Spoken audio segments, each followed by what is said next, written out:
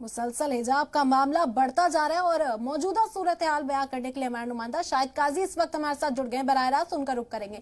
शायद आपसे जानना चाहेंगे, कर्नाटका हाईकोर्ट में कल भी समाअत हुई, आज भी इस मामले पर समाअत होगी, क्या अपडेट मिल पा रही है इस हवाले से? जी देखिए, आज 2:30 बजे से जो है समाअत आगे बढ़ेगी, क्योंकि कल काफी वक्त लग चुका था और तमाम जो वकील थे उनकी बात पूरी नहीं हो पाई थी। इसी वजह से कोई इंटरिम ऑर्डर भी नहीं निकल पाया है और आज मुमकिन है कि 2 या 3 वकील और आज बात करेंगे जो पेंडिंग है, जिसमें शायद रहमतुल्लाह कोतवाल भी हैं और भी 1-2 वकील और हैं जो बात करेंगे। उसके अलावा आज सबसे अहम चीज है कि वो एडवोकेट जनरल की तरफ से, यानी कि हुकूमत की तरफ से पक्ष रखा जाएगा कि वो हुकूमत का क्या स्टैंड है इसमें, हिजाब को लेके हुकूमत का स्टैंड क्या है, क्योंकि पीयू बोर्ड में कोई ड्रेस कोड नहीं है। इस वजह से वहां पे हिजाब जो है सिर्फ स्कार्फ यानी कि सर पे ढांकने वाली चीज है। पूरे बाकी का जो मामला है वो अगर यूनिफॉर्म होता है तो वो भी कंटिन्यू होगा, यानी कि यूनिफॉर्म अगर होगा तब भी जो है हिजाब से कोई दिक्कत नहीं होनी चाहिए। इस तरह से बहुत सारे इश्यूज हैं।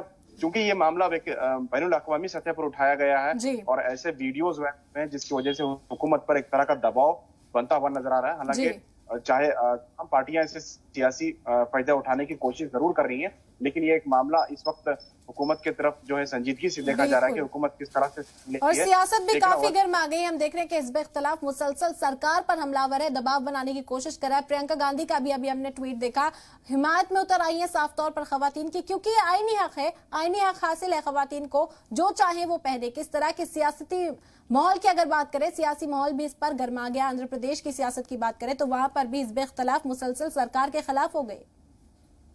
बिल्कुल बिल्कुल। देखिए, ज्यादातर जो अपोजिशन का जो कहना है कि जिस तरह से पहनने का जो हक है, कपड़े पहनने का जो हक है, उस पर उंगली नहीं उठानी चाहिए। बुनियादी हुकूक में है, चूंकि रिलीजन जो है कहीं ना कहीं संविधान में उसकी गुंजाइश है और इस एक्ट से किसी को तकलीफ नहीं हो रही है तो इस पर रोकने का कोई सवाल नहीं पड़ता। सबसे इम्पोर्टेंट बात यह है कि हिजाब जो है आज या कल का नहीं बल्कि कई सालों से ये जो सिस्टम है ये चलता आ रहा है। हिजाब से आज तक जो है बहुत ज्यादा विवाद हिजाब रहा नहीं है।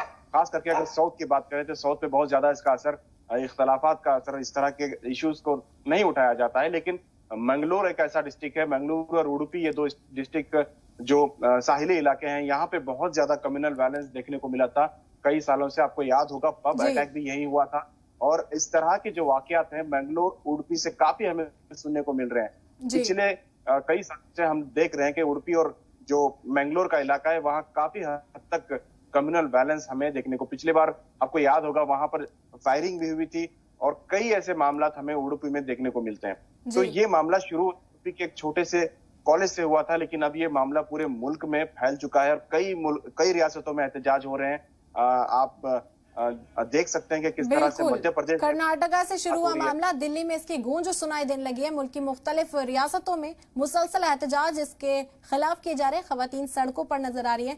बहुत बहुत शुक्रिया मौजूदा सूरत हाल बयां करने के लिए शाहिद आपका।